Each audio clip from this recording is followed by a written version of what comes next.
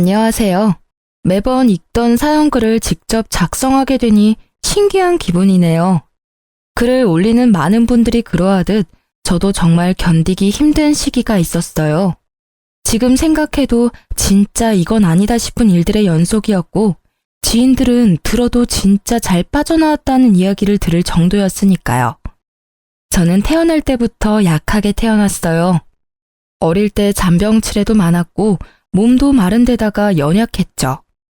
원래 이렇게 약한 애들이 크면 강해진다고 하지만 저는 그대로였어요. 남편을 만난 날도 힘들어서 근처 카페에 앉아있을 때였어요. 한여름 휘청거리는 제 모습에 조마조마한 마음으로 남편이 뒤를 쫓아온 거였어요. 그때 사준 음료수가 어찌나 맛있던지. 저는 남편의 마음 씀씀이에 반해서 연애를 시작하게 됐어요. 그리고 결혼을 결심했을 때 저는 제 선택을 굳게 믿고 있었어요. 그렇지만 이때부터 시모의 간섭은 점점 시작되고 있었던 거예요. 결혼식 때 시모가 제게 한 딱 한마디가 뭐였는지 아세요? 바로 남편을 하늘처럼 모셔라였어요.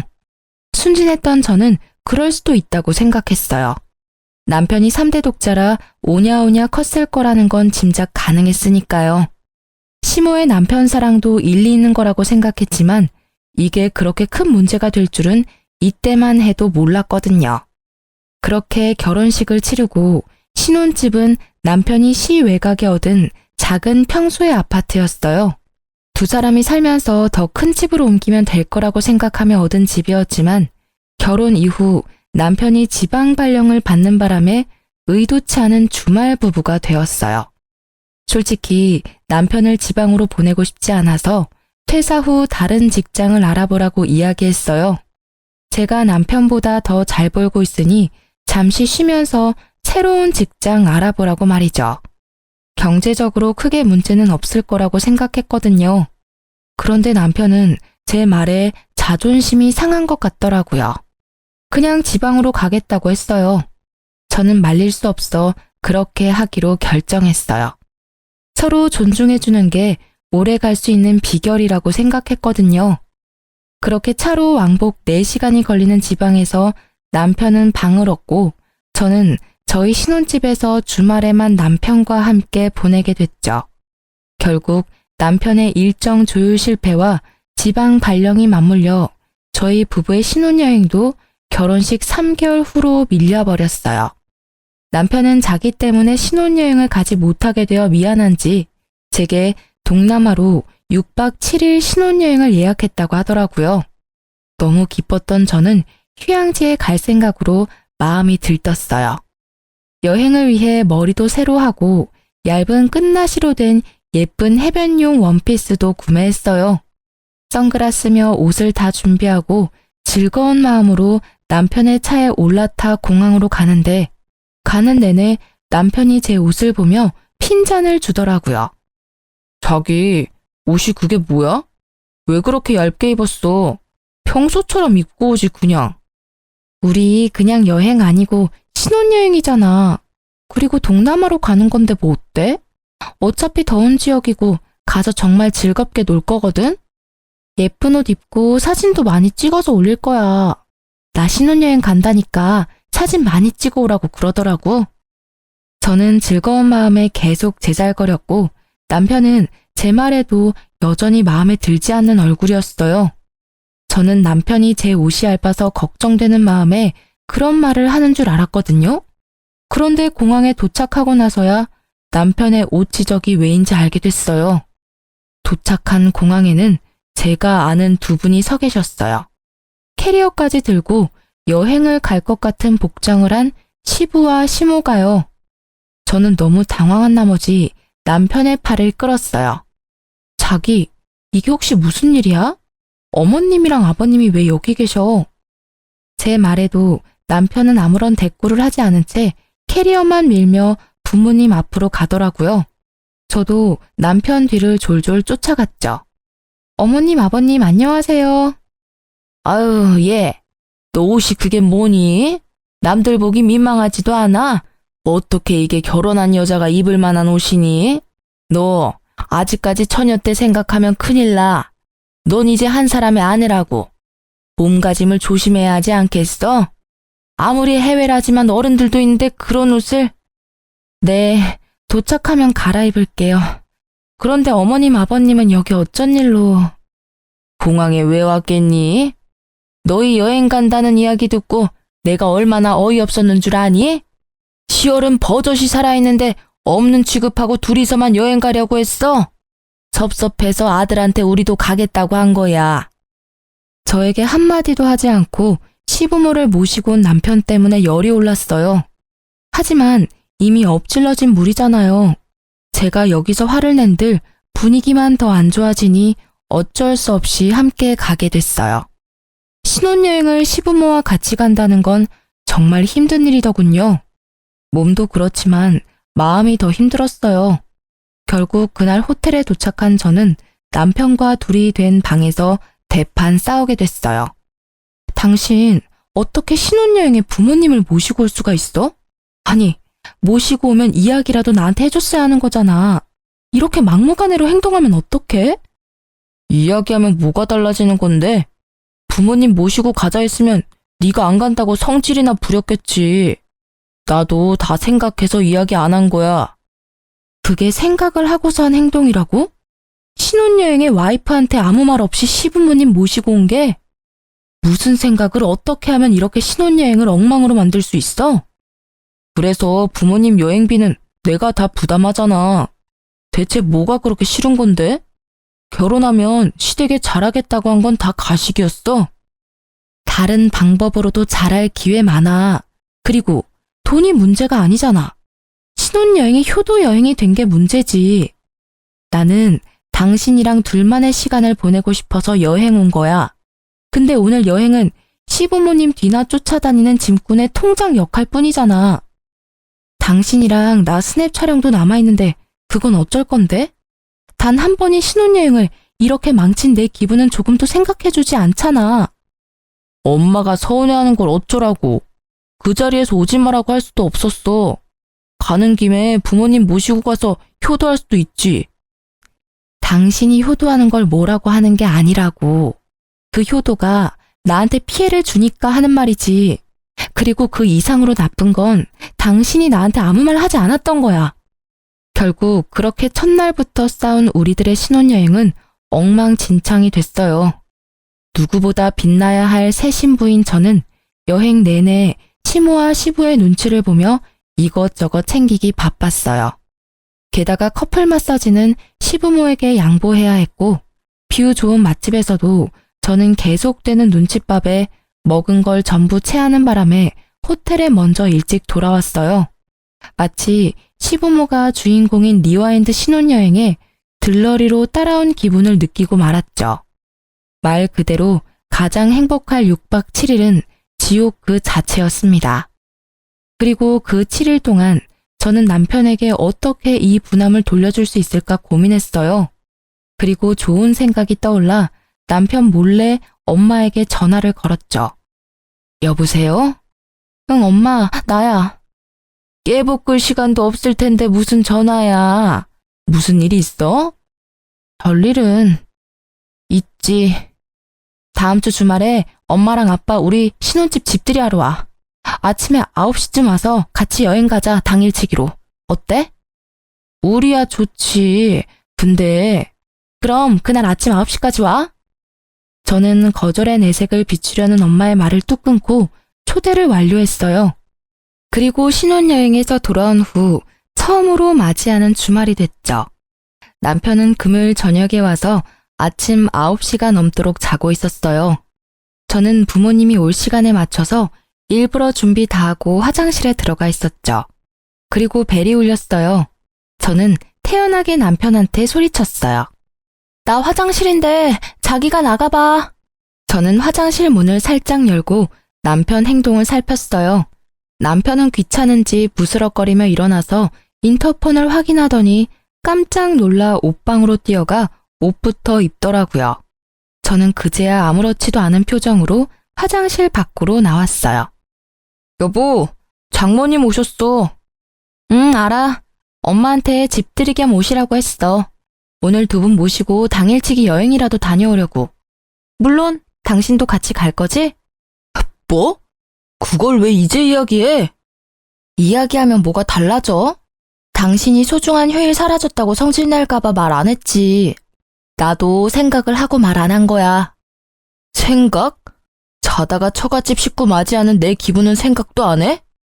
그런 당신은 내 기분 생각해서 신혼여행 때 말도 안 하고 시부모님 모시고 왔어? 이상하네. 당신은 기분 나빠하지 않을 줄 알았는데. 좋아하잖아, 서프라이즈. 아, 너 일부러 나 당하라고 지금 이런 거지? 그럴 필요가 어딨어? 당신도 결혼하면 우리 집에 잘하겠다며. 어때? 깜짝 여행 기분 좋지? 제 말에 남편은 답을 하지 못하더라고요. 당신이 나한테 한 짓이 이런 거야. 그러니까 다음부터는 꼭 나한테 이야기를 해줘. 알았지? 결국 그날은 준비도 덜 된 남편을 데리고 여기저기 끌고 다니며 여행을 다녀왔어요. 이 일 뒤로 남편은 행사가 있을 때마다 저한테 꼬박꼬박 이야기해줬어요. 그렇지만 시모가 보여준 그 진상인 모습은 여전히 제 기억 속에 자리 잡았죠. 결혼 전에는 그렇게 점잖게 보이던 분들이 결혼 후 달라진 모습에 마음도 불편했죠. 그 이후로도 시모와 저의 사이는 그리 좋지 않았어요. 그렇게 결혼 생활은 그럭저럭, 시모와의 관계는 위태위태하게 4년이라는 시간이 흘렀어요. 그런데 남편과의 거리가 멀어서였는지 제가 몸이 약해서였는지 저희가 그렇게 바라던 아기는 깜깜무소식이었어요. 저는 자꾸만 제 약한 몸 탓인 것만 같아 힘들었고 결국 난임센터를 방문하기로 결정했는데 그 전에 정말 놀랍게도 자연 임신이 되었어요. 그리고 임신 사실을 시모가 알게 되었을 때 저는 시모의 어이없는 행동에 다시 한번 학을 뗐어요. 뱃속의 아이가 아들이라는 것을 확인한 시모는 그날부터 제 행동을 일거수일투족 감시하기 시작했어요. 왜냐고요? 제 뱃속에 있는 손주의 태교를 위해서라고 하더라고요. 저는 어이가 없었어요. 그렇지만 제 자식 생각해주는 시모에게 뭐라 할 수도 없어 꼬박 10달을 참았어요. 먹고 싶은 것도 하고 싶은 것도 참으며 맞춰드렸죠. 그런데 출산일에는 더 심했어요. 진통이 와서 병원에 갔더니 기어코 따라와서는 의사에게 무조건 자연분만으로 해달라 했어요. 저는 어디 드라마에서나 보던 일을 당하니 황당했고 아픈 와중에도 결국 시모의 요구에 장장 12시간을 참아내고 자연분만에 성공했어요. 그런데 더 서러운 건요. 출산 후 수고했다 한마디도 없이 딱 한마디 하더라고요. 아들 하나 가지고는 모자라니 둘은 더 낳아라. 네가 우리 집에 시집 오고 제일 중요한 일이 아들 낳는 일이야. 그 이야기에 저는 시모에 대해 더 거리를 두려고 했어요. 그러니 자연스레 친정어머니와 더 가까워질 수밖에 없더라고요. 조리원 퇴소 후 친정엄마가 제 산후조리를 위해 집에 와 계셨는데 시모가 자기가 산후조리 하겠다며 저희 엄마에게 집에 가시라고 하더라고요. 결국 시모는 평일 중 3일을 저희 집에 출퇴근하셨어요. 게다가 시모는 산후조리를 해야 할 저에게 집안일 시키기만 바빴어요. 몸을 안 움직이면 더 몸이 굳어. 그러니까 많이 움직여라. 애 낳은 게 무슨 벼슬이라고 누워서만 지내? 집안일 정도는 해야 돼. 그러는 본인은 산후조리 해준다는 명목으로 친정엄마까지 내쫓고 들어와서 손주만 안고 우쭈쭈 거리더라고요. 아니 그냥 우쭈쭈 하기만 하면 다행이게요. 100일도 안 된 애를 안고는 제 욕하기 바쁘더라고요. 애 꼴이 이게 뭐냐? 에구 우리 영훈이 땀 냄새가 많이 나네. 네 엄마가 이런 것도 안 시켜줘? 너무하네. 그치? 엄마 정말 나쁜 엄마다. 그치? 이 할미가 다 해줄 테니까 조금만 참아라. 네 엄마는 뭐 할 줄 아는 게 없어요. 회사만 좋은 데 다니면 뭐하니? 애도 못 보고 집안일도 못하는 반쪽짜리 엄만데. 그치? 이런 식으로요. 저는 시모가 아이에게 들려주는 제 욕에 스트레스를 받아 쉴 때도 편하게 쉬지를 못했어요. 그리고 제가 이혼을 결심한 그날도 시모의 강요로 나오지도 않는 젖을 아이에게 물려주고 있었어요. 남편은 전날 친구들과 모임하고 늦게 들어와 주말 아침 9시가 넘었는데도 자빠져 자고 있더라고요.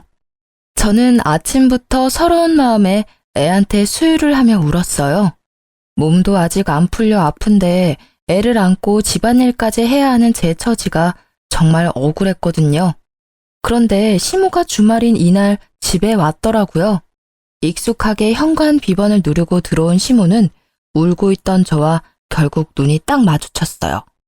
그러더니 급하게 뛰어와 제 품에서 젖을 먹고 있던 애를 확 뺏어가더라고요.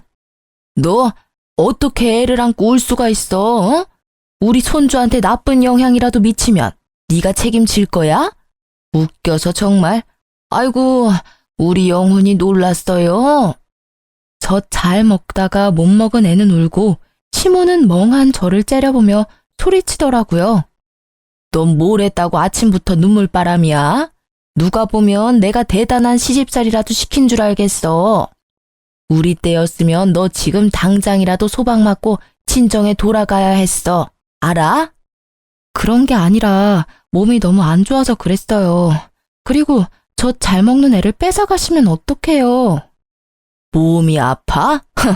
그런 것도 못 참으면 어떻게 엄마 노릇을 할 수 있어? 애 보면서 참고 또 참아야지. 어딜 내 앞에서 눈물이나 질질 흘려? 너 이럴 거면 내가 우리 영훈이 데려가서 키울 테니까 넌 모유나 짜놔. 애 보기 싫어서 쇼하는 거 보니 내 어이가 없어서 저런 것도 며느리라고 보고 있어야 하니 내 속에서 열불이 다 나네. 어머니, 말씀이 좀 너무하시네요. 애 때문에 온 거 아니에요. 남편이 있어도 독박 육아해야 하는 게 힘들고 어머니가 매번 산후조리 해준다고 오셔서는 저한테 일 다 시키셔서 몸이 힘들어서 온 거예요. 산후조리라는 말이 무슨 의미인지는 아세요? 그냥 이러실 거면 저희 친정 어머니한테 부탁할게요. 네가 뭐가 힘들어? 내가 모를 줄 알아? 너 주말에는 우리 아들한테 일 다 시켜 먹는다며. 애 기저귀 갈고 밥도 하게 하고. 걔가 그냥 아들이니? 3대 독자야, 3대 독자. 나도 손에 물 하나 묻힌 적 없이 귀하게 키운 아들인데 네가 뭔데 내 아들을 그렇게 힘들게 해? 이럴 줄 알았으면 나 너랑 우리 아들 결혼 안 시켰어. 네 시부가 지방 가 있었으면 나는 이틀에 한 번씩 반찬 가지고 가서 밥 해놓고 왔을 거야. 그런 것도 못하는 애가 어디서 힘들다고 투정이야? 우리 아들 불쌍해서 어떡하니? 이렇게 아는 거 없고 눈치 없는 곰 같은 마누라 얻어가지고는 일하면서 밥도 제때 못 얻어먹고 일만 하고. 주말 남편이 해야 할 일을 시모가 전부 알고 있는 걸 보니 남편이 또 시모에게 시시콜콜 다 이야기한 것 같더라고요. 자기가 돈을 버는데 육아와 집안일까지 시킨다며 짜증이 나서 시모에게 하소연한 것 같았어요. 제대로 된 육아는 한 번도 해본 적이 없으면서 결국 제가 한마디 하려는데 남편이 깼더라고요. 일어나서 밖에 나온 남편이 저를 보고 딱 한마디 하더라고요. 너 또 뭐 잘못했어? 그 이야기를 듣자마자 저는 이 현장에 내 편은 없고 남의 편만 있다는 걸 깨달았어요. 그리고 이 순간 저는 이 남자와 함께 살 수 없을 것 같다는 생각이 들었어요. 이혼을 결심하고 저는 참지 않기로 했어요. 하고 싶은 말을 해야 저도 속이 조금이나마 풀리지 않겠어요? 당신, 내가 뭐 잘못했다고 말하는데 나 아침에 애 젖 주면서 운 죄밖에 없어. 당신 어머님이 모유를 1년은 먹여야 된다고 강경하게 말씀하셔서 유두균열이 심해서 피부 다 갈라지는데도 애 젖 먹이다가 서러워서 울었어. 근데 그걸 보고 네가 뭐 한 게 있다고 우냐고 하시네? 이 집안에 내 몸 아픈 거 신경 써주는 사람이 하나라도 있어? 산후조리 해야 하는 시기에 시어머니 말 한마디에 집 대청소 해야 하는 내가 불쌍하지도 않니? 그리고 일하면서 애 보기 싫으면 당신이 휴직하고 애 봐. 돈은 내가 일해서 벌면 되잖아. 당신보다 더 많이 벌기도 하고. 너 지금 나 무시해? 너 돈 많이 번다고 유세 떠는 거냐고. 그럴 리가 있겠어? 난 단지 너만 힘들다고 생각하는 것 같아서 공평하게 기회를 주려는 것뿐이야. 나도 일하면서 주말에는 애 볼게. 너는 집에서 애 보고 집안일만 해. 어차피 경제적으로는 그게 더 이득인 거 당신은 잘 알잖아. 휴직은 안 할 거야. 애 보는 게 너무 힘들다고. 울면 어떻게 해야 할지 모르겠고 울음소리에 노이로제 걸릴 것 같다고. 그리고 애는 엄마가 봐야 하는 거 아니야? 왜 자꾸 밖에서 일하는 남편한테 시키는 건데? 애 보는 게 그렇게 힘들어? 나는 그 애 울음소리 매일 들어. 그리고 그 애 업고 집안일까지 완벽하게 해야 하고 일주일에 3일 꼬박 시어머니 오시면 시어머니 하는 말까지 들어야 하지. 그런 내 상황은 미칠 것 같거든? 그리고 나 복귀해도 그 말 그대로 할 수 있어? 복귀하면 당신도 나도 똑같이, 아니, 내가 더 많이 벌어. 그러면 네가 육아 더 할 수 있겠어? 아니겠지. 지금도 이렇게 애 보기 싫어서 난린데. 주말에는 나도 쉬고 싶다고. 당신이 복귀해도 나는 지금보다 더 잘 볼 수는 없어. 그러면 우리 엄마한테 맡기고. 어머님? 애 안고 내 욕하면서 오냐 오냐 하시는 어머님? 그렇게 큰 애가 내 말을 잘 듣기나 하겠어? 매번 듣는 게 엄마 욕이잖아. 그게 교육상 좋아? 난 절대로 어머님한테는 애 못 맡겨. 그리고 어머님, 애 낳고 100일도 안 된 며느리 이런 식으로 혹사시킬 거면 그냥 친정에서 조리할게요. 그것까지 막으시면 진짜 너무하신 거 아시죠? 그리고 어머님이 애 수유하실 거 아니면 애는 주시죠? 저더러 그렇게 모유주라고 성하셨는데 애 데리고 가서 분유는 잘 주실 수 있겠어요? 저는 아기를 시모에게서 다시 뺏어와 아기띠에 채워서 아기와 제 짐을 다 챙겼어요. 그리고 시모와 남편이 뭐라고 짓거리든지 다 무시하고 밖으로 나와 택시부터 타고 친정으로 돌아갔어요.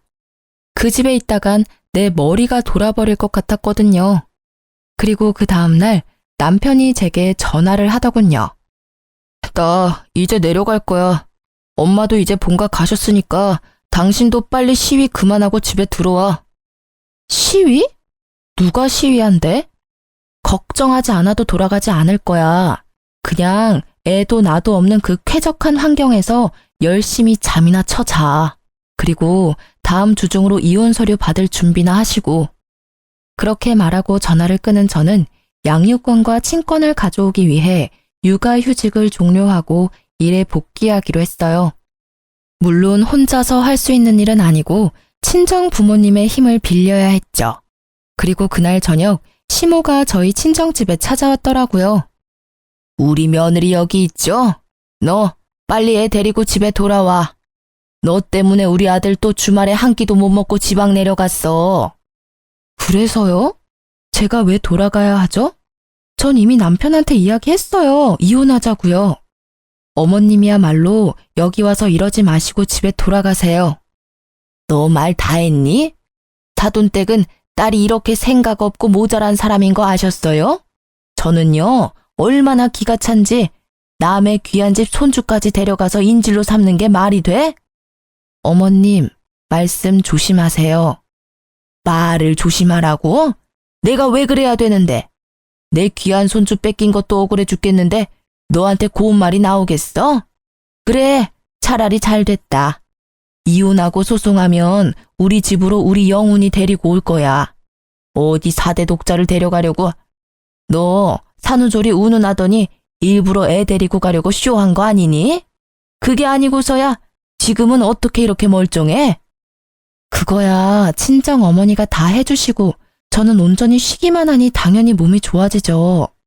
어머님은 산후조리 하러 오셔놓고는 일 시키기만 바쁘셨잖아요. 그리고 저희 부모님은 상식적인 분이시라 어머님의 그런 구식 시집살이는 이해 못 하시거든요. 그러니까 동의를 구하듯이 제 욕은 하지 말아주세요. 그리고 한마디만 더 붙이자면 지금 하시는 말들은 저희 집 홈캠에 다 저장되고 있어요. 그리고 저희 신혼집에서 하신 말들도 다 홈캠에 저장되어 있고요. 그러니까 말을 아끼세요.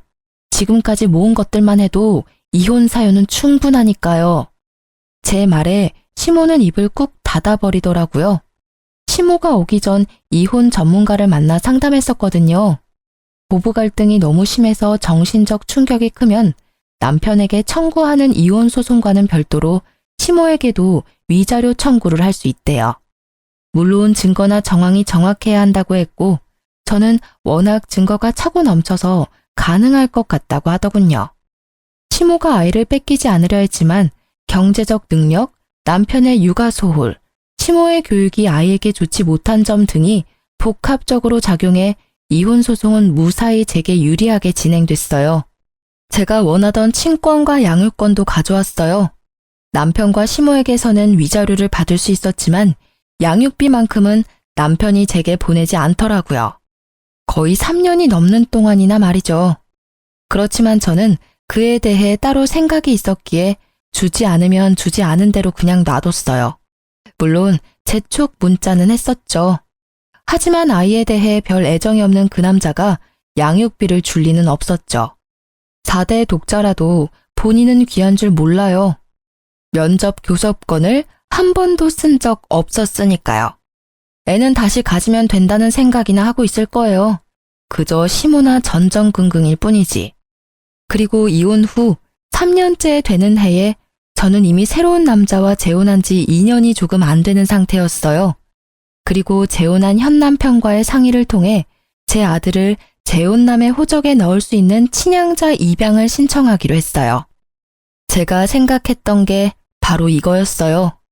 신부가 3년 이상 부양의 의무를 이행하지 않거나 면접 교섭을 하지 않으면 신부의 동의 없이도 친양자로 입양이 가능하고 아이의 성과 본을 재혼 남편의 성과 본으로 바꾸는 것도 가능하다고 해요. 물론 여러 가지 여건이 맞아야겠지만 저 같은 경우는 그걸 위해 양육비를 안 줘도 참았던 거예요. 그리고 양육권을 지급하지 않은 지 3년이 될 때쯤 전 시모와 전 남편이 갑자기 제게 연락이 와서 만나자고 하더군요. 만날 생각은 들지 않았지만 법적으로 크게 문제가 될 수도 있다는 말에 만나러 갔어요. 두 사람은 눈에 쌍심지를 켜고 저를 맞이하더라고요. 저는 이 사람들이 왜 이러나 하는 생각만 들었죠. 제가 잘못한 게 없으니까요. 여기까지 나온 걸 보니 너도 제발 저려서 나온 것 같구나. 무슨 말씀 하시는지 모르겠네요. 용건만 간단히 해주시겠어요? 이 사기꾼 같은 년아, 우리가 낸 위자료 내놔, 이 나쁜 년. 너 감히 우리를 속였어? 내가 그 위자료 왜 줬는데? 당장 그거 다시 돌려놔. 아니면 고소할 거야? 파렴치한 것도 정도가 있지. 어떻게 그런 대담한 짓을 벌려놓고 우리를 속이려고 했을 수가 있어? 무슨 소리인지 알아듣게 말씀하세요. 이혼 위자료 소송은 제가 판결 내린 게 아니라 법원이 내린 거죠. 따지시려면 법원 가서 따지세요. 이래도 시침이 뗄 거야? 정말 치가 떨려서 네가 진짜 못된 년이라는 건 이미 알고 있었지만 이렇게 대담하게 우리를 속일 줄이야. 그러면서 시모가 내민 것은 몇 장의 종이였어요. 들고 상세히 읽어보니 그건 바로 전 남편의 무정자증에 관한 결과지였어요. 정자수가 현저히 부족해서 자연적으로는 임신이 많이 어렵고 정상 정자수도 적다는 내용의 검사 결과지였어요. 그걸 보니 딱 답이 나오더라고요. 이 사람들은 내가 결혼 중 외도를 해서 애를 낳았다고 생각하는 거였어요. 정말 천박하기도 하죠. 그런 생각을 어떻게 감히 할 수 있으며 최소한의 검사도 없이 바로 단정지어 말할 수 있을까요? 제 상식으로는 도무지 이해가 되지 않는 행동이었어요. 네 거짓말과 외도는 이미 들통났어. 어디서 어떤 남자를 만나서 애를 만들었는지 모르지만 그 더러운 애새끼를 내 손주라고 생각하게 만들다니. 이렇게 결과를 듣기 전까지는 몰랐지. 그래, 아무리 봐도 우리 아들과 닮은 구석이 없었어. 그때 알아봤어야 했는데. 너 일부러 위자료 받아 처먹으려고 애 낳은 거지? 당장 우리한테서 가져간 위자료 내놔. 알고 보니 전 남편도 저와 비슷한 시기에 재혼을 했는데 시모가 임신하라고 그렇게 난리치는데도 애가 안 생겨서 병원을 갔다가 무정자증 진단을 받아왔다고 하더라고요. 저는 너무 웃겼어요. 착각하고 있는 이 사람들에게 진실을 알려주기로 했어요. 물론 씨알도 먹히지 않을 걸 알지만 사실 그걸 바라는 거기도 했고요. 두 사람이 뭘 상상한지는 알겠지만 저는 정말 맹세코 바람핀 적 없어요. 그리고 이 애는 당신 애야. 그건 바뀔 일은 없어. 당신도 알잖아. 내가 얼마나 가정에 충실했는지. 거짓말하지 마. 이게 또 어디서 사람을 속이려 들어? 내 자식도 아닌 애 때문에 위자료를 얼마나 줬는지 알기나 해? 천박한 몸뚱아리 굴려서 어디서 더러운 씨앗이나 받아서 만든 애를 감히 내 아이라고 속여? 그래, 언제까지 속일 수 있을 줄 알았어? 이래서 내가 양육비를 안 준 거야. 내 새끼도 아닌데 내 돈을 왜 줘? 웃기지도 않는 말을 하는 전 남편을 보며 저는 차분하게 말했어요. 정말 그 애가 당신 애가 아니라고 생각해? 그럼 우리 애는 이제 더 이상 필요 없어? 필요 없어. 피 한 방울 안 섞인 남의 아이가 왜 필요해? 당신이 그렇게 생각하면 하는 수 없네. 그러면 애 호적 옮기는 건 동의해 줄 수 있지?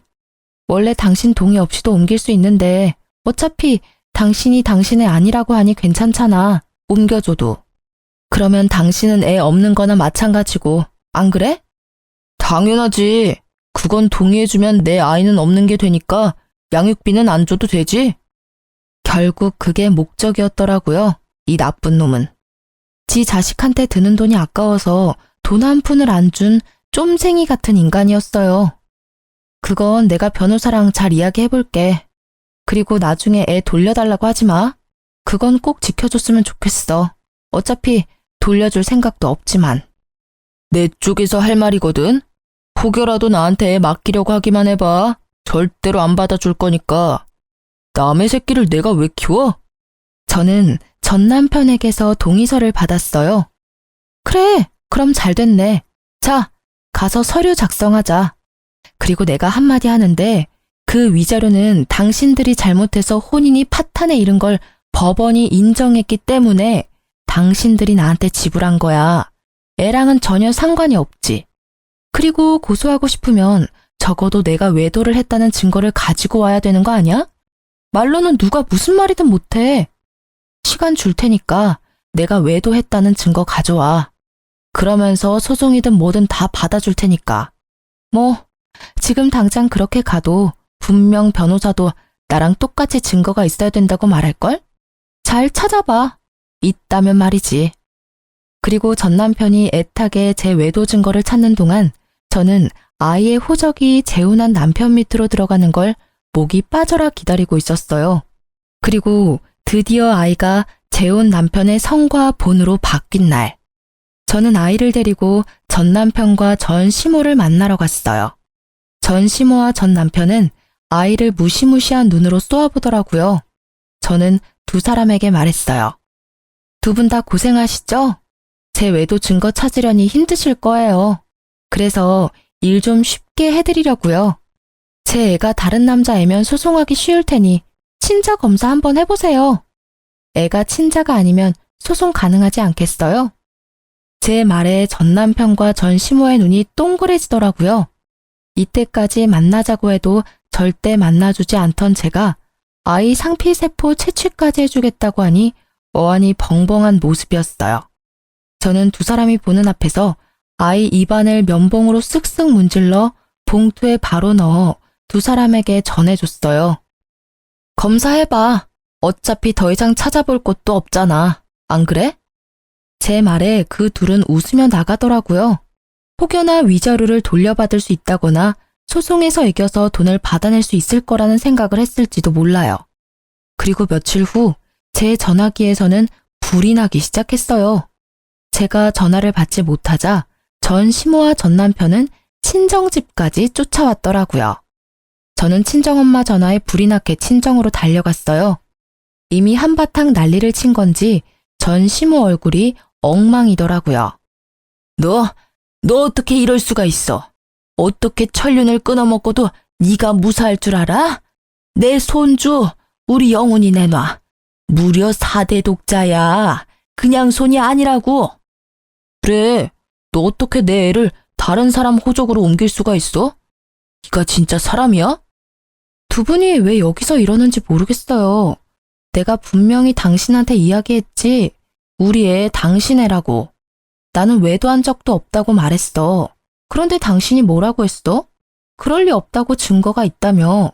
그 검사 결과지 보여줬잖아. 내가 아무리 사실을 말해도 믿지 않고 호적 정리하는데 동의해준 건 당신이야. 그리고 아줌마, 더 더러운 씨앗이니 아들 닮은 구석이 하나도 없었다니 그런 말씀하신 거 저는 절대로 잊지 않을 거예요. 그런 건 너무하잖아. 나는 분명히 당신이 외도하는 거라고 생각하고 나는 이제 애를 가질 수 있을지 없을지도 몰라. 내 아이 돌려줘. 가질 수 있을지도 모르지. 나는 가졌잖아, 당신 아이. 같이 살고 있는 재혼한 여자 젊다며 애 가질 수 있을 거야. 시험관을 벌써 몇 번이나 시도하고 있는데 안 생긴다고. 전 남편이 침울하게 소리쳤지만 전 시모는 전 남편의 속도 모른 채 말도 안 되는 말을 짓거리더라고요. 정자수가 없다고 해도 얘는 애를 가졌잖니. 분명히 이건 지금 며느리한테 문제가 있는 거야. 이것 봐라. 네 아들 떡하니 낳아준 며느리가 있는데 그 여자가 그걸 못하는 게 문제인 거야. 그리고 시험관 같은 건 하지 마. 자연 임신으로도 잘만 생기는데 왜 그런 걸 하니? 이 와중에도 시 없는 자기 아들보다 멀쩡한 두 번째 며느리를 탓하는 그 사람이 정말 하나도 변한 게 없어 보여 그저 안도할 뿐이었어요. 저 사람들하고 이제 관여하지 않아도 된다는 사실이에요. 나 진짜로 이번 생에 자식은 영훈이 뿐일지도 몰라. 그러니까 정말로 내가 잘할 테니까 우리 영훈이 나한테 돌려줘. 실제로 내 유전자를 타고난 내 아들이잖아. 생물학적 친부. 그래, 당신 애지. 근데 어쩌지? 지금은 법적으로 다른 사람 애거든. 난 지금 이 상황이 웃긴 게 내가 네 애라고 할 때는 아니라고 우기더니 제 손으로 애 호적 파주더니 이제 와서 왜 후회하는 거야? 나한테 위자료 내놔라 어쩌라 하기 전에 친자 검사부터 해보지 그랬어. 어쨌든 이제 남의 애니까 신경 꺼. 그리고 이렇게 와서 난리쳐도 이제 정말 남이니까 우리 친정에 이렇게 찾아오지도 마. 제 말에 입이 10개라도 할 말이 없었던 시모와 전 남편은 쫓겨났죠. 자신이 무정자증이라는 걸 알고 확인도 없이 저를 바람난 여자로 만들고 애를 혼외자로 만들어 소송을 걸겠다는 그 생각이 너무 가증스럽더라고요. 당연히 그들이 주장하는 소송은 진행되지 않았어요. 저의 외도는 당연히 외도를 하지 않았으니 증거가 없었고 아이는 전 남편의 친자였으니까요.